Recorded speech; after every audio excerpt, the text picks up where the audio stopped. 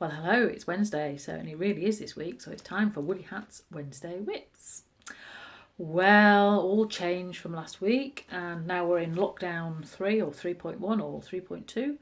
And of course, all my class head out plan for January will now have to be postponed, but I will do them. So if you are interested, then please let me know, and I'll confirm the dates when I can do them. So that's learn to crochet.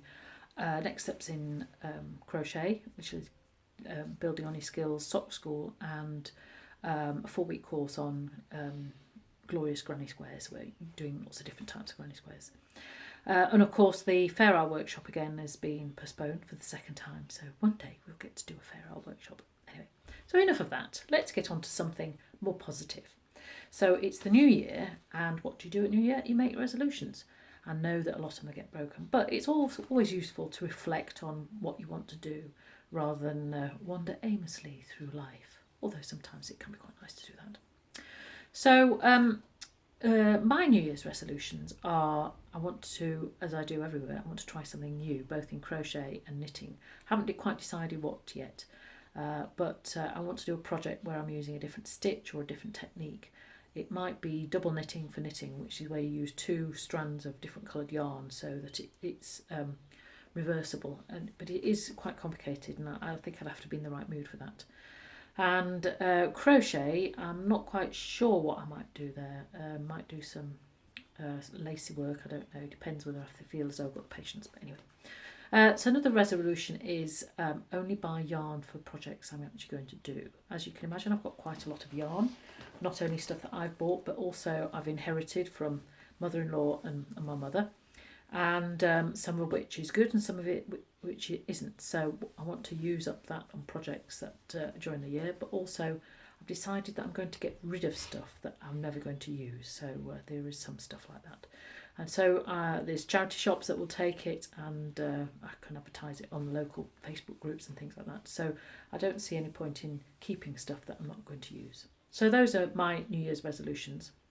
And of course is to do some woolly hat classes, you'll be pleased to know. So do let me know whether you've got any resolutions, knitting, crochet or otherwise, and if you're excited about them or want some ideas for challenges, then let me know. So that's New Year's resolutions. Also, you might have noticed I finished quite a few projects recently. So I finished the blanket I was doing last week, and Mr. W and the cat have been fighting over it. They've loved it so much. So it's had a lot of use this week because it has been cold. So that's a big project work. It wasn't too long, but it's a quite big piece of work. And I've done one sock. This is my Whistlebare sock, which is mohair and Wednesday wool. So that's nearly finished there. So I've got chance to think about what projects I do next, and it's quite interesting. You will know I have several different projects on the go, and they all serve a different purpose. So for example, socks are great because they're portable and they're quite quick to do and they're useful. You can never have too many socks, but also you can try different things out. So this one's got a little lace pattern on the front, but you could try out new cable stitches or Fair Isle stitches or texture stitches. So they're quite a nice little project to do. At the moment, this is a combination of New Year's resolution and other things. This is using some yarn I bought from Aldi, and what I wanted to use it for, it didn't really quite work. It's super chunky, so and it's also man-made fibre, so it's soft, but it's not like wool. So anyway, I decided that I found it in my drawers. I was sorting out my drawers, as you do. And I found 4 balls, 100-gram balls of this, so I've decided to make a little baby blanket with it. So that's what I'm doing there. And I'm using a raised treble stitch. So that's where you do a treble around the post. And this is what I would call a mindful project. Excuse me, because it's a fairly simple stitch. Well, it is for me, but it's a simple stitch. There's not much shaping, and every row is more or less the same. So I can sit and crochet, watch the birds, as I can see now, the starlings fighting over the bird table, and feel the yarn, look at the stitches, sort of take myself away from things. So that's quite a nice thing to do. Obviously there are other projects like this one. So this is the Fair Isle beret that I did a couple of years ago. I like doing Fair Isle hats. So obviously this one is the complete opposite because almost every row is different and you do have to count and do things, but it was a lovely project to do. So when you're thinking of a new project, think about, you know, what you want to achieve with it. And the other thing that is quite good is knitting or crocheting for others. And I get a lot of pleasure of that. And quite excitingly, just before I filmed this little Woolly Hats whip, I got a delivery from the postman. So you might remember, before Christmas, I made a little jacket for Molly Barber, for Christmas, and she's wearing it and the hat. And I used Bo Beep yarn. And now in February and March, I have two other friends who are going to be having babies, so I have a list of things to do. So I got delivery of this more Bo Peep yarn. It's lovely Falkland wool and nylon, so it's very durable, it's washable, but it's lovely and soft. So this is going to be a baby blanket for probably baby woodcock. That's going to be one there.